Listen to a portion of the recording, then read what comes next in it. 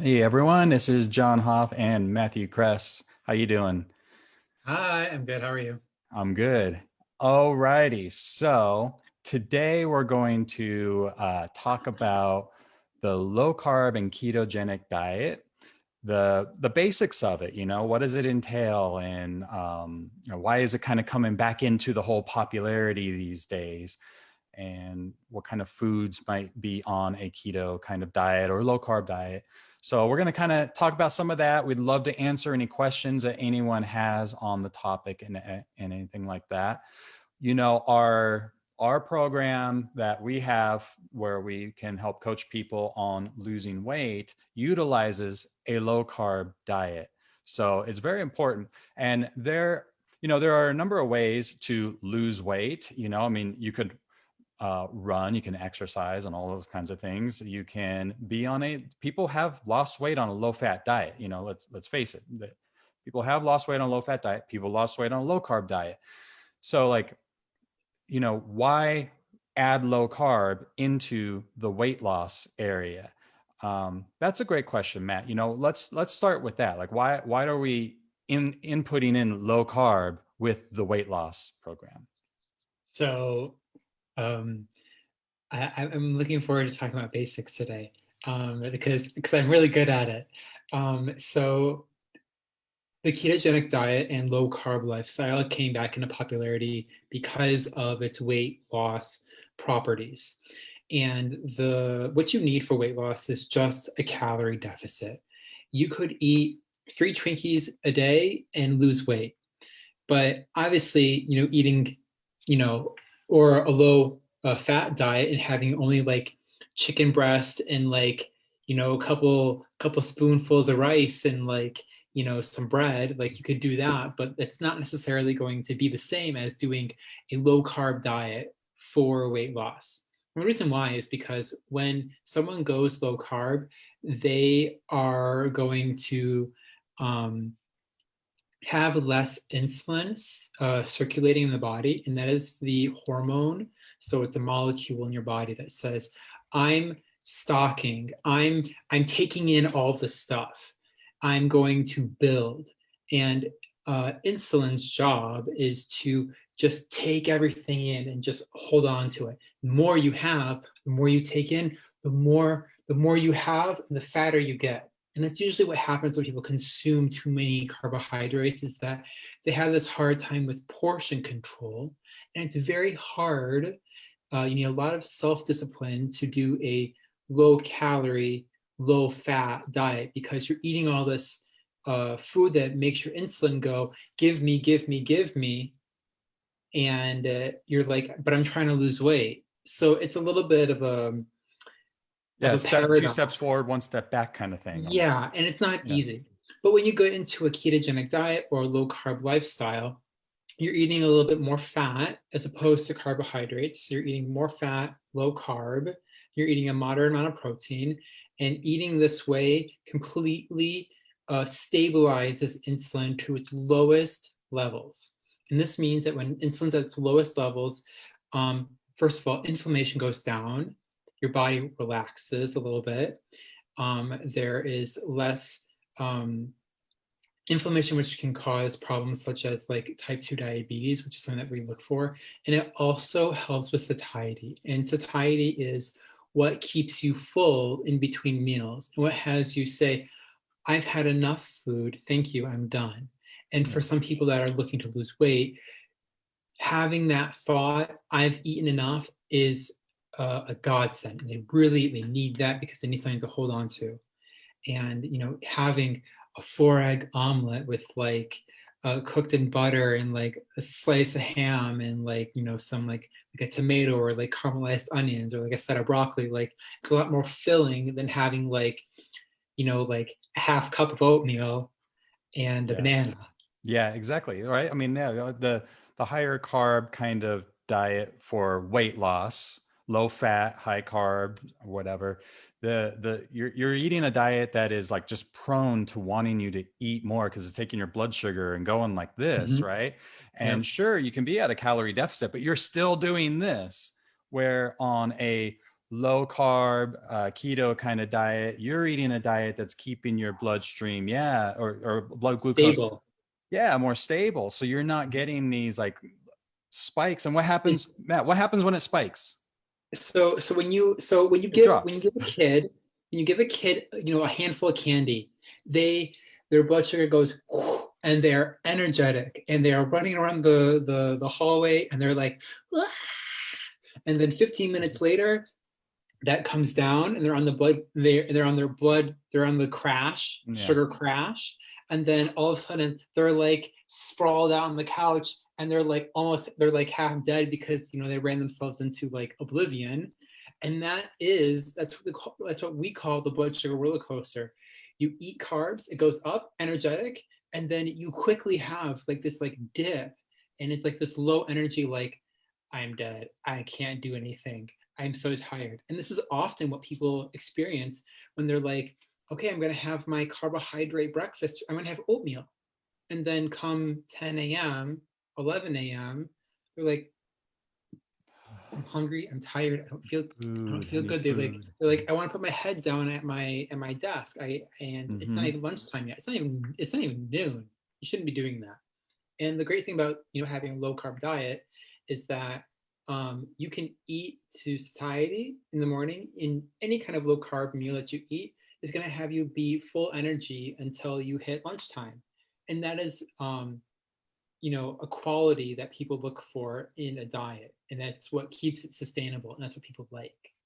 So I see I've got a couple hellos in there. Hey, Elizabeth, glad you're here. Lindsay, my mom, Teresa, Of course. um, my biggest supporters down there. So, okay, yes. And if you're watching, please ask questions about, we're talking about the low carb diet, keto diet, why it's important, just the basics. And, I mean, if you have another question, of course, we're here to answer them for you. But let me ask you this. So let's kind of define low carb and keto. So what would be a definition of low carbohydrates? I know Elizabeth had this question. She asked, how many carbs is considered low carb, and are we talking net carbs? And then let's relate that to what about the keto diet too? Yes, I will pull it all in. So let's be very clear. So when you consume, maybe we should identify foods first. So if it's not an animal and if it's not a fat, it has carbohydrates in it. So anything that's a plant has carbs in it. Obviously, grains are going to have more carbs than vegetables. Fruit's going to have a little bit more carbs in it because it's sweet. So anything that doesn't have protein or that is mainly protein or fat is going to be considered as a carbohydrate. And that is sometimes a sticking point for some people. They're like, I don't understand what I can and cannot eat. So from 0 net carbs per day up to 30 carbs per day, depending on your activity level. If you're sedentary, it drops down to 20, is a state of permanent ketosis 24/7. And that means that you are never using glucose as metabolism for your metabolism, and you're always having the lowest and most steady blood sugar levels. This kind of diet is ideal for people that have a type of neurological problems that they need to make sure that they take care of. So, for example, those that have trouble with epilepsy Mm-hmm. or even Alzheimer's disease or bipolar disorder, for example, these kinds of people have a necessity to be in a ketotic state 100% of the time. When they come out of ketosis, their brain doesn't work as well, and that can come from genetics or even just having a history of way too many carbs, carb abuse in their past. Yeah. Then once you get through that, and in this state of permanent ketosis, you're doing a lot of internal healing and you're doing a lot of insulin resistance that's being brought down, and your insulin sensitivity is coming up, and it's making you more able to properly produce insulin and use it the way it should be. And that's what we're wanting. When you go up past that, if you go all the way up to about 50 grams of carbohydrates per day, you are in about a low carbohydrates diet. So from 30 to 50 or even 60 grams, I would say, is about low carbohydrate range. And that means that at some point during the day, you're probably going to not be in ketosis, but for the majority of the time you are, especially it depends on when you eat your carbohydrates. Mm-hmm. So maybe for 4 hours, at that meal where you have your most carbs and past, so 4 hours past would be when you are not in ketosis, but the rest of the time you are probably in ketosis. And so you start playing with like this, the more carbs you eat, the less ketosis you are in. And so what we have, and I mean, as like the people that, do all the studies and everything, um, if you restrict carbohydrates up to, first you have to be keto adapted, and that means you have to, your body has to start secreting ketones, and you have to make sure that you're past the keto flu. You're used to utilizing that fuel in your body. Using ketones for energy. Once you're past that stage and you're able to do it, then then after that, sorry, I lost my train of thought. Then after that, if you go all the way up to 130 grams of carbohydrates per day, that is the absolute limit of carbohydrate tolerance for therapeutic carbohydrate restriction. It's called TCR, technically, therapeutic carbohydrate restriction. And at 130 grams of carbohydrates per day, you're in ketosis, maybe like up to 4 hours per day, but it's not a lot. And it's probably usually when you're waking up. Yeah. And it can be helpful for a lot of people that do suffer from diabetes and so forth, but it's not the most therapeutic. In this 130 gram carbohydrate range is usually where a lot of people that have been successful on the ketogenic diet or low carbohydrate diet, this is where they usually end up. They usually are between 60 and 130 grams of carbohydrates per day where they feel their best. And if they start really going up, past that, their body, and if they're always in a glucose, like always in a carbohydrate burning state, they just start to not feel so good all the time. And they start to want to dip back into that ketosis, because there needs to be a balance between, being in a carb state and being in a ketotic state. Mm-hmm. And this is for those that have done all of their healing. There is this idea of metabolic flexibility, which is good, but for some people that have healing or that, have conditions that come back with symptoms, some of them need to be in ketosis all the time. Mm-hmm. So I hope that was clear. Yeah. Okay. So let me ask you this, because you said basically keto, if you're following a keto kind of diet where you always have ketones, we're talking like 20 grams to 50 grams per day, but it does depend a little bit on your exercise level, correct? Right. So the more you walk and the more physically active you are throughout the day, is the more, means that you can have more carbohydrates. Okay. Usually what will happen is that after a physical activity, people will have carbohydrates because it'll be absorbed a lot better and a lot quicker. And that's what gives, that certain tolerance level. Mm-hmm. And then from there, somewhere around 50 to 60 grams per day, you're kind of in ketosis sometimes and not in ketosis at other times in general. Yeah. Now, this is all in general, but yeah. Yeah. So 0 to 30 grams, 100% ketosis. 30 grams to 60 grams is low carb, so it's majority ketosis. And then 60 grams up to 130 grams is less than 50% of the time in ketosis. Okay, cool. So I have a question for you. Are we talking total carbs or are we talking net carbs on that? Oh, I'm talking about net carbs. Talking about net carbs. Yes. Okay. So why net carbs? Does it have to do with the blood sugar spiking or something else? I mean, yeah, because so we can clear this up. So total carbs and net carbs are not the same thing. Total carbohydrates, and it has to do with fiber. So when you have a stalk of broccoli, it's going to have probably about like 6 total carbs, and then it's probably going to have maybe I have no idea. I'm shooting in the dark. Three three net carbs because there's 3 grams of fiber with it.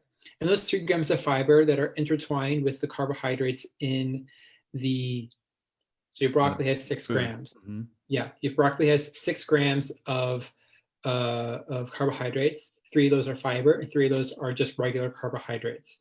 The total carbohydrates are not necessary because you don't have to count fiber towards your total carb count for the day because fiber is not digested.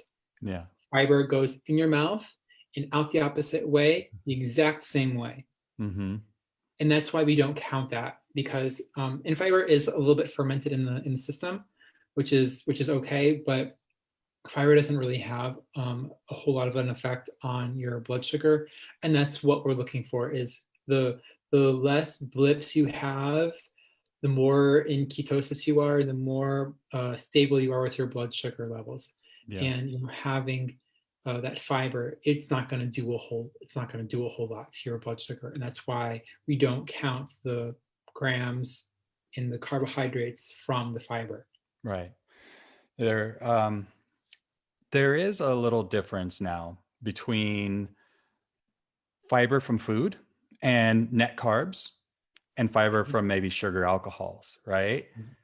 Um, do you want to speak to sugar alcohols as far as on a weight loss program? And then after a weight loss program, do you have an opinion about that? Which I'm pretty sure you do. I'd love to hear it I because always have opinions. Oh, I always have opinions.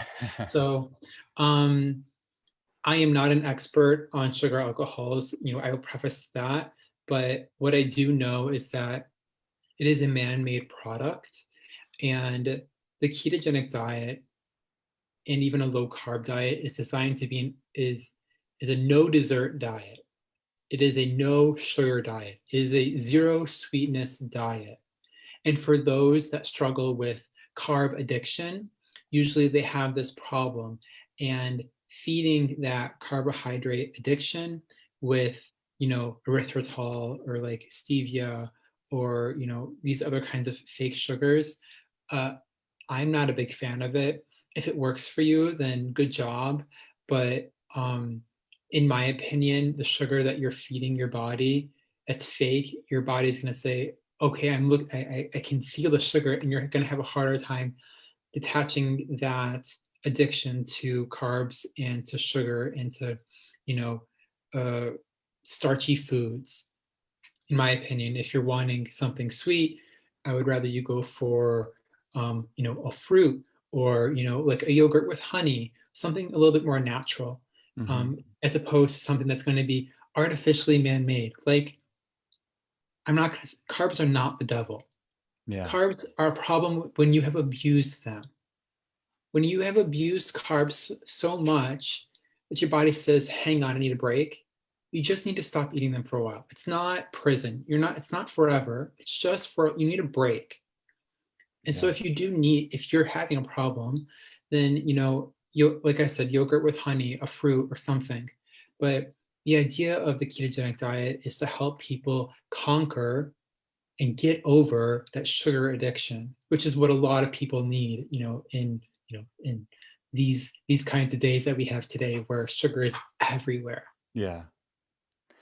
Cool. So the basics that we're kind of talking about here is to lose weight, think about calories. And I know when I first got into the low carb diet, I remember everyone saying, "Oh, you never have to count calories anymore. You don't have to count calories. I don't count calories." And it's like, well, I mean, yeah, you kind of do. If you need to lose weight, you know, the interesting thing is that what happens is a lot of times when you switch to a low carb kind of diet or low carb kind of lifestyle, you tend to just eat less food because things start Sure. working better in your body. The hunger hormones, Mhm. little advanced, but leptin and ghrelin and stuff, that these things start working the way they're supposed to be. And you just find that you kind of naturally eat less Eat less. calories, Yeah. right? Like what we kind of talked about at the beginning of this video or talk here. But uh, in general, though, what if you peel back the layers of that onion, what's going on here is that you are eating in a calorie deficit is the thing. Yes. And a lot of people can run into then the problem if they're not paying attention to calories. If they just think, oh, calories don't matter, then they could run into the opposite problem, is losing too much weight, right, down the road. And then you got to figure out, well, how do you bump that back up? Yeah. Yeah, that's great. So if anybody, of course, if you have any questions about the keto diet, low carb diet, what have you, we are here right now live to answer any of your questions. Um, we just want to spend some time, make sure that we're all getting the information that we need to be healthy, especially in, these whole pandemic times with COVID and everything. You want to be healthy. You want to improve the immune system and everything. And everything that we're talking about here on video, everything we're talking about is about being a healthy person on the inside and on the outside. you know Lindsay says, I have never really counted calories. I do have a general knowledge of how many calories certain things have, but I'm bad at keeping track of things. Do you find that a lot of people don't like counting calories, Matt? Okay. I am a dietitian. Mhm. I cannot stand counting calories. I I'm sorry. I hate counting calories. Yeah. I hate it. I cannot stand it. So technically what I do is I have to count the grams of protein consumed to make sure that I'm eating enough of that. And past that, bonus, I'm good. Um, there are certain cases where you do need to count calories and then you dive into detail. But there are certain like tricks you can do to have people consume less calories. It's just tricks of the trade. It's Yeah. And you stop same. eating peanuts, Yeah. you bump up the lean protein, you eat a little bit less fat. Like it's counting calories is It's not frustrating. fun. And yeah, I mean, Not nobody fun. wants to be so analytical on their lifestyle, what they eat all the time. So Right. let me ask you this.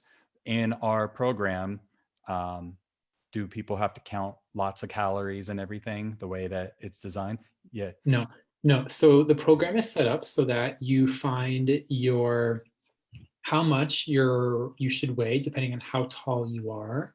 And then that's going to give you a prescribed amount of protein that you should eat.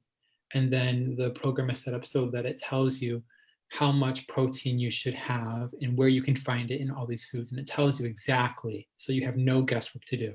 Yeah. This many ounces of meat, this many eggs, a yogurt, and there's even sample meal plans in there.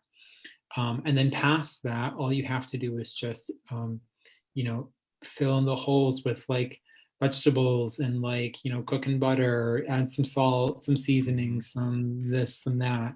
It's And very it's, much plug and play the way that you designed it. And remember, Matthew is a low carb dietitian and nutritionist who doesn't love counting calories, which I'm yeah, sure most of all of us don't love. Who loves counting calories, right? I mean, nobody wants to do that. So our program is designed so that you don't necessarily have to count calories and everything. right, It's just a few little things you do in the beginning to have everything opened up to you on what to do. Very right. intuitively designed and meant to be easy. You don't need to take Carb Manager and track all these carbs in an app or anything like that. Right. I tried doing that for a little while, and I mean, I'm already on this kind of lifestyle, and it was just like, man, do I really want to like have to do this every day and every meal? Mhm. And so yeah, that wasn't my big thing. And if you would like to have myself and Matthew coach you on weight loss, losing weight, utilizing a low carb diet, then by all means, comment below the word hire and we will reach out to you. And we can talk more about that if anybody has any questions about it. But I want to just kind of mention here in the comment section, I see that Lindsay says, I definitely have to watch my protein intake. I don't get enough protein. Yeah, we have some conversations about that. And my mom, Teresa, here says, if I can't eat much peanut butter or nuts, that's my filling up food. She actually has a question up here. She says, how can you feel full if you're not eating many carbs and meat isn't my favorite thing? What would you say in regards to that? Um, First I would look at them. Okay, so this can be a little bit No, and when you hard. say meat, by the way, Teresa, mom, oh, it's so hard to say Teresa. But when you say no meat, are we just talking red meat? Let's define meat here. Are we talking, you can have chicken? You like chicken? Do you like fish? Do you like those things? Is it just like beef? That's kind of an Um, important thing. right. So there is, so you have fish, you have poultry, you have ruminants, so red meat, and then you have eggs and dairy, and those are animal products. And what's important is that in the redder the meat is, the more iron that's in it. And you're going to need that iron for certain metabolic benefits. If meat is not your favorite, and by meat we're meaning red meat, I would recommend having it. Um, what's important about red meat is that there's B12 in it as well, and B12 is super important for your brain and for regulating a bunch of systems in your body. But if you don't have B12 and if you don't have as much red meat in your body, there are other sources that do have B12, and that would be eggs. Um, for a lot of my clients that have a hard time getting protein in, I recommend doing eggs, like a soft boiled, hard boiled, scrambled, whichever. They're very easy to do and they're very easy to eat because they're soft, especially if meat is not your favorite. Um, Poultry is really pretty good, but fish is even better in my opinion. Yeah. In my opinion, the pecking order. So absolute best. Are you ready? Organ meat, organ meat from all animals. So Okay. that means poultry and ruminant animals. And at the same level would be shellfish. So oysters and mussels. Yeah. Um, in those little oysters is a gold mine of vitamins and minerals. It is one of the most nutrient dense foods that you can find on the planet. So maybe if you don't like meat, you could try one of those. And then after organ meats and shellfish, I'd say red meat, and then I'd say fish, and then I would say poultry, and that would be and then I would put, sorry, excuse me, I would do um, so organs and shellfish, beef or red meat products, fish, eggs, and then poultry. Yeah. Okay. And that would be my list, my hierarchy of animal products. If you're having a hard time getting that in, I would suggest the meat products. I would suggest grinding it up and like doing like you can do like half. What you can do is like half ground meat into like I don't know, like a dish, and like have it like with chicken, or like have it with, and like water it down so Mhm. that it's coming in a little bit. And the more and more you eat it, usually the more and more you start appreciating it. But that also depends on person to person. Yeah. I mean, the preparation can be different. For example, Teresa, mom, do you do you like meatballs? Right. I mean, that's Yeah. another way. Um, Let me ask you this, Matt. When it comes to low carb diet, and I mean, eventually everybody has to kind of live the life that they want to live, and they can make their own choices and everything. But when we're talking about weight loss and healing the body on the inside and outside, um, do you have a recommendation on, there's so many people talking about dirty keto. There's all kinds of low carb products that are out there. But you know where I'm going with this. I know you know where I'm going with this. There are low carb Yeah. products that are out there, but are not necessarily whole foods. They're maybe processed foods, but still low carb. And they use, certain kinds of oils and everything. What do you say about that? So my favorite phrase, which you've heard probably 1,000 times now, is eat as if you live on a farm. And that is honestly my favorite because that means that you're eating, um, you know, eggs every day, very easily. You have a section of meat, poultry, pig, something, every day. And then and that means that all of the vegetables are seasonal. So that means that they're at peak nutrition, level, and that even the fruit that you would be eating would be seasonal. I'm not saying you can never eat fruit again. What I'm saying is eat fruit seasonally and eat it within reason and in accordance to how the earth turns around. Yeah. Okay. And unless you have like a seed oil tree, which doesn't exist, don't eat it. If a product is not natural, I would say, make us, have a second thought about it. Obviously, this depends on, if we're talking about like nuts and like rolled oats and like sauerkraut, because everything gets to be a little bit like, oh, what about this? And a little bit iffy, but like, because when you look back into the 50s, people were still consuming, these products like, sourdough bread, but it was at such a lesser amount that, they were probably in ketosis at some point because they were all thin.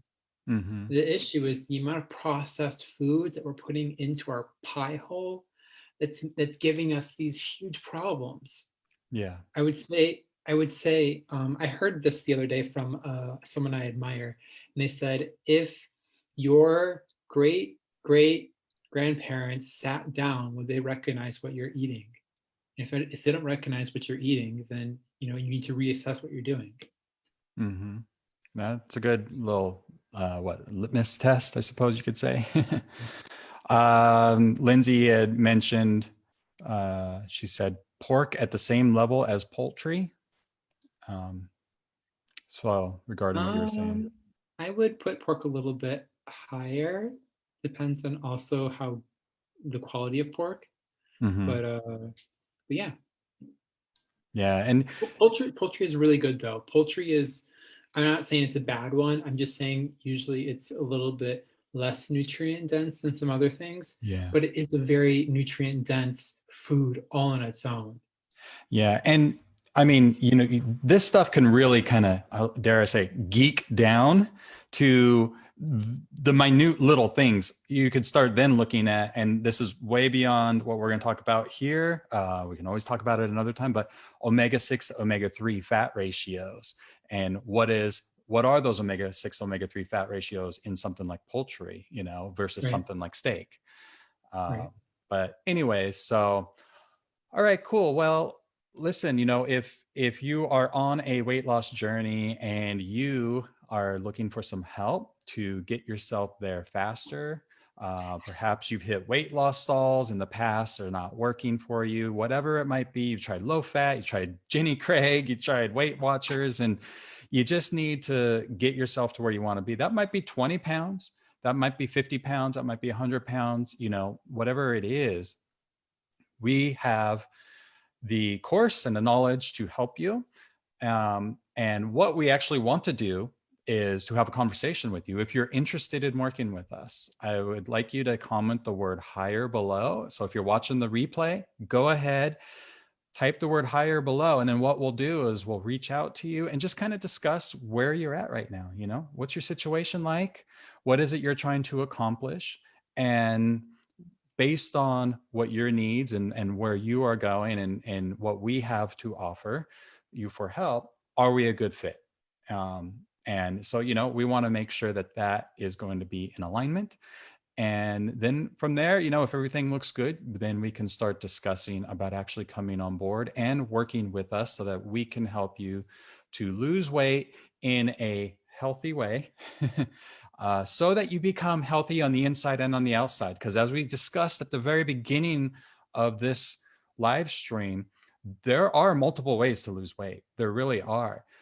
But some of them are going to be a little, should I say, a healthier way to do it, because it also works on you on the inside, helps with inflammation, helps with something called free radical damage, where basically you feed your cells to be healthy, or you can feed your cells to not be so healthy, but you still lose weight. And we don't want that. We want to do it in a good way.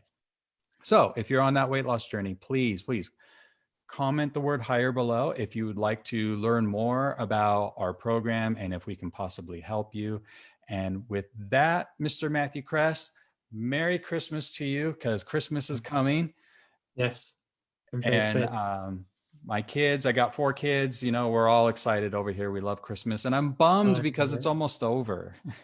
Yeah, yeah, agreed. All right, everyone. Take Thanks it. so much. And we will see you around, and take care. Bye.